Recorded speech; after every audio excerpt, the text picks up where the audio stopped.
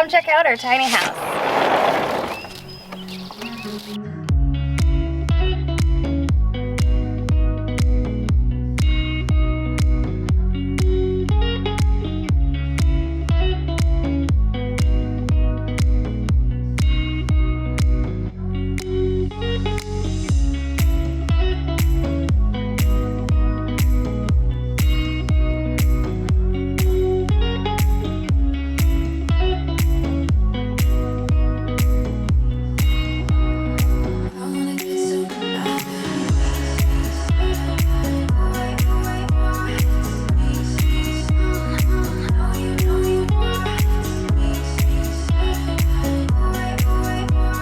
Good morning, beautiful humans.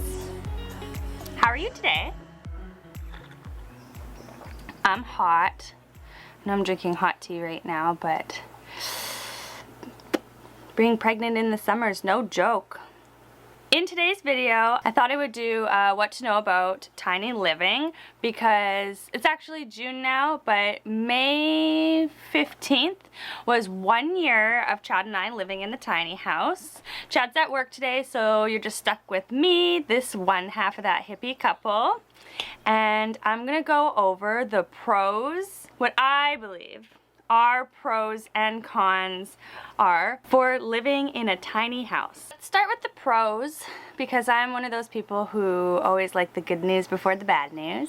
I don't have the same number as pros versus cons, obviously, because we chose to live tiny, so our pros much outweigh our cons. The biggest pro I would say for us is the amount of money that we save, because I'm not able to buy anything because I have nowhere to put it. So I can't go shopping and buy new clothes all the time, and I can't buy cute furniture pieces I find online on the marketplace, or even groceries. Like, we can't go to Costco because we don't have anywhere to store that amount of groceries. So we only buy literally what we need, which is also bringing me to my second pro of living tiny, is the smaller footprint or impact on our surrounding environment. We just believe that if we can live this way and save money and help the environment, it's just a win-win-win, right? By not being able to buy a lot of things, we don't produce a lot of waste. We are a zero waste family. I say that like that because I like to call it more of a low waste lifestyle, because I believe that zero waste is unachievable in 2021, and I don't want to discourage people from trying it. We definitely don't produce. We don't have a lot of garbage because we don't have a lot of packaging in the things that we buy, because we don't buy a lot of things. And we do have a composting toilet, so we don't have black water. We just have gray water. I guess this kind of ties into with my third pro to living tiny, is our low cost of living. So because we live in such a small house, we pay a pad rental to park our house, which is $700 Canadian. That includes all of our power and our water. We use propane for our cooking, our heat, and our hot water, which is a fourth of what most people pay for rent in British Columbia. It's just crazy what people pay to rent or even have a mortgage in British Columbia. So that is extremely sustainable for us. We don't have to work as much because our cost of living is lower, and by living tiny, we're able to spend more time together and go outside and do things and adventure and spend our money on things that we really want to, like experiences, more so than home expenses. Home expenses, which brings me to number 4, the security of being a homeowner. Chad and I saved up our money for 3 years or something like that to put our 5% down for the first time home buyers mortgage plan thing. And clearly we didn't do that because we went to the bank and we were both self-employed, so we didn't qualify to be pre-approved for a mortgage even though we had our 5% first-time homebuyers down payment. And that's when we looked at each other and realized that we wanted to be homeowners and we did not want to be trapped renting forever. So now we took what we had saved for our down payment for a mortgage and we built our tiny house. We are very, very fortunate that we completely own it and we don't have a mortgage. So being mortgage free, I don't have anything really to compare it to, I guess, because I've never had a mortgage, but in comparison to paying rent, it is zero stress. We own this home. It's on wheels. We can put it anywhere we want to put it, anytime we want to. The expense is hiring someone to move it. We don't plan on moving anytime soon. We've kind of found somewhere we'd like to stay for quite some time. And then one day when we do outgrow the tiny house, we are able to sell the house and use that money to maybe put roots down somewhere else. And I know in that situation that for a lot of people, like I was able to work full time and Chad took work off for a year and he built the tiny house himself.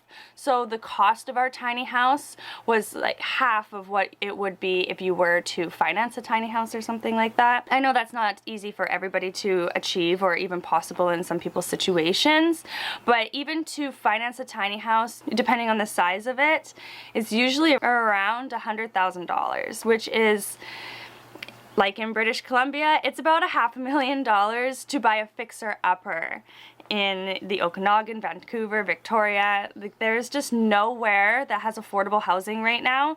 So tiny, I just think is a great option if you think that you could kind of look at your lifestyle and maybe downsize a little bit. I'm telling you, it is so worth it. I'm trying to stay on topic right now.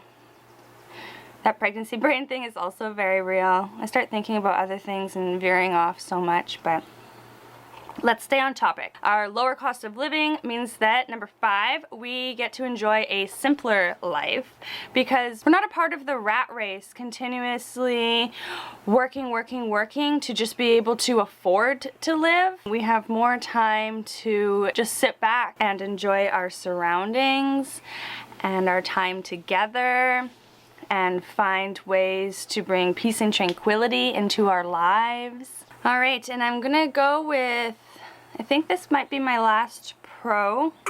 I mean, I could go on and on, but number 6 is a little bit different. Number 6, I can clean this whole entire house top to bottom in 30 minutes. Everything. Vacuum, wash, clean, everything. Every time I go to say to myself, oh, I gotta clean the house, I have this like embedded preconceived notion from all the years of my life of cleaning house that it's gonna take a long time and it's so much work, and then I do it and then I'm done, and every single time I think to myself, oh, I just cleaned the whole house and now I'm done. When we have children in this house or a child in this house, I'm sure it's just gonna be a madhouse, but it's quick to clean. Pro in our books, that's for sure. So let's go over the cons as well. Medusa! Medusa! I'm trying to make a video here, okay? Let's go over the cons, because to be fair, we need to talk about both sides, right? And I did rack my brain on these cons. I really tried to think of as many as possible to be as fair as possible, but I came up with 3. Number 1, I've recently learned this. Stairs to the sleeping loft. They have become tricky. It started off with my broken foot. It's tricky. And now I'm pregnant. And it's still pretty tricky. So the sleeping loft thing, it's not enough for me to say I wouldn't do it, but it makes things a little bit more tricky. Getting up and down those stairs for sure. We're gonna install a railing so that when I carry the baby up and down the stairs, I got something to hold on to. And then when the baby starts walking and learning to go up and down the stairs, they have something to hold on to as well. Number 2. This is an adjustment for me, but it is a sustainable adjustment. So again, even though it's a con, it's something that I definitely believe is important for me to just accept and make work. We have a washer dryer combo machine, so it's the 2-in-1. It's condensing, so it takes a lot longer for our clothes to dry. It's a small machine so that it fits in here, so we literally can do both. We can wash and dry, but you can only dry half the load that you can wash. So I take out a clothesline and I hang a lot of stuff to dry, which that part is absolutely fine, but I can't fit my blankets in the machine, so I have to go to the laundromat. It's just not an efficient way to get a lot of laundry done, but it does work. The third con, which is a very real one, I did want to mention this one especially. Over the winter, and I guess on like days of really bad weather in a row, and you feel like you are stuck inside and you can't go outside, that can be challenging. Not for Chad and I in the sense that we don't have space, because we do feel like we can go, like one of us can be on one side of the house and the other side of the house. That part is fine.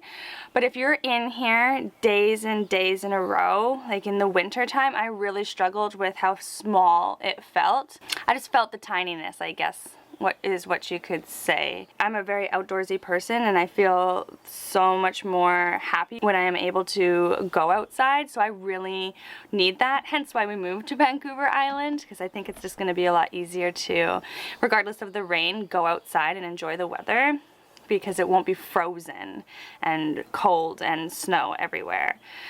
So yes, sometimes it can feel very tiny, but our pros still completely outweigh our cons, and we wouldn't change it for anything. We absolutely love living this tiny lifestyle. The last year has been amazing. We have no regrets. There are still some things around the house that we are working on, and we're prepping right now for the baby to come. Everything is going to change when that baby comes. Our life will be totally different, but we have already adjusted our lives completely for living tiny.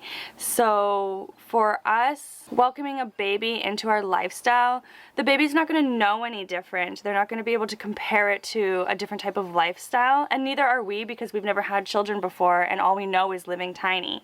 So for us, I think it's going to be interesting, don't get me wrong. I also wanted to make this video actually before the baby came, so that in another year maybe I'll update and give you my pros and cons for living in a tiny house on wheels with a baby. I'm gonna look back on these videos, I'm sure, and just say, girl, you was crazy. Maybe a little bit. Who knows? Stay tuned, guys. Subscribe to our channel if you haven't already, and I hope that you have a great rest of your day. I'll have a great rest of my day, and I will see you in the next video. Peace.